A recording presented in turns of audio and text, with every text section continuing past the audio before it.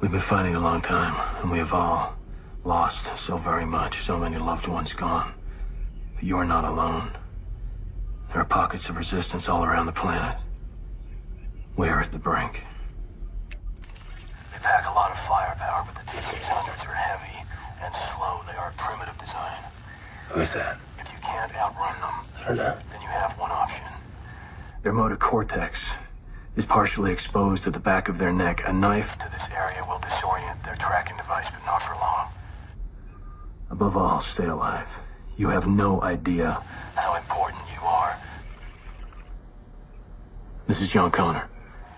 If you're listening to this, you are the resistance. John Connor. We gotta find this guy.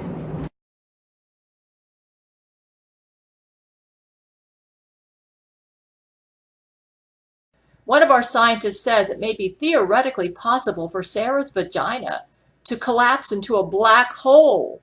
It might be a good idea to tell everyone about this in a YouTube video. A lot of people are probably wondering why their GPS navigation systems in their car has been on the fritz, or why, if they live in or near California, they've been feeling a slight pull. The last picture of her was a photo of herself eating a cat with glee. Apparently what we're dealing with now is a woman the size of a city, so large, she has been able to mess up the gravitational field, which is around the Earth. Now, I thought of maybe having our scientists put an anti-gravity field around her or something to reverse her gravitational field, but that wouldn't be a good idea because then she would lose gravity and then she'd start floating. And we don't need somebody her size floating around the Earth. That would just not be good. That would be a disaster.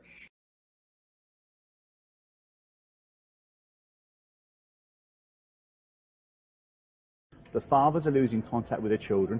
200 children a day are being separated forcibly from their parents, not because of domestic violence, but because court orders are not being enforced. 50% of court, these are dads with court orders that aren't being enforced, Julie. I'm just asking you to be reasonable and to think about the consequences of what your ideology is actually doing to kids in this country. I'm concerned about the lives and the livelihood and the safety of children and the non-abusive parent, whether they're mothers, whether they're fathers.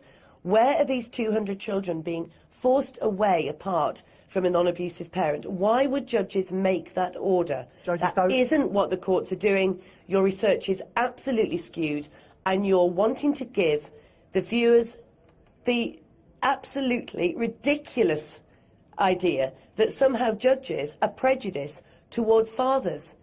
Any single court of law wishes to have parents kept together if the child grew up with two non-abusive parents. The reason why children are kept away from some parents is because of a danger to them. Julie, if you were right, Julie, we wouldn't exist. And you know, if that was the case, I wouldn't have dedicated 10 years of my life trying to change family law. The brave men and women, and I should point out to you, Fathers for Justice is run by a woman who's my wife, Nadine O'Connor, that there are 25% to 30% of this organisation comprises of grandparents who go through double the heartbreak themselves and for their kids. What about grandparents? What about sisters who are separated from their siblings? The brothers and sisters separated, families torn apart in secret courts. Are you going to tell me that the brothers and sisters separated are somehow violent or pose a risk to each other? It is ridiculous. Your argument is rooted in prejudice and bigotry, Julie. No, I didn't say that. But that's what happens. They lose the father and they lose half their family. No. They lose the grandparents, they lose brothers and sisters,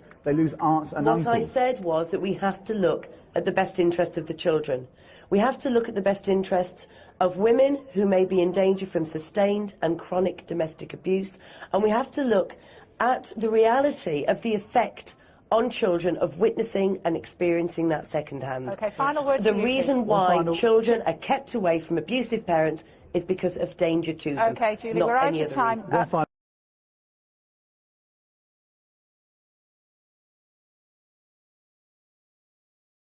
When he went into the banquet table to eat, Sarah Avery, a 3,000-pound Jesuit woman, was in there. She ate the whole table, which was enough food for 50 men. She ate all the food there. And then she grabbed Sam Barbary, apparently was frozen in fear. I don't know what happened. And she grabbed him and she shoved him into her vagina. But when he was inside of her vagina, she she did like Lamaze breathing, and she like gave birth to him and let him come out. And when he came out, he was not the same person that he was before he went in. Whereas he was a good-looking man before he ended up inside of her vagina. She somehow genetically transformed him when he was inside her vagina and turned him into some sort of monster. We just need to find her. So if you see a fat woman with maybe the legs of a guy sticking out from her vagina or something, that could very well be them. We don't know where she's at.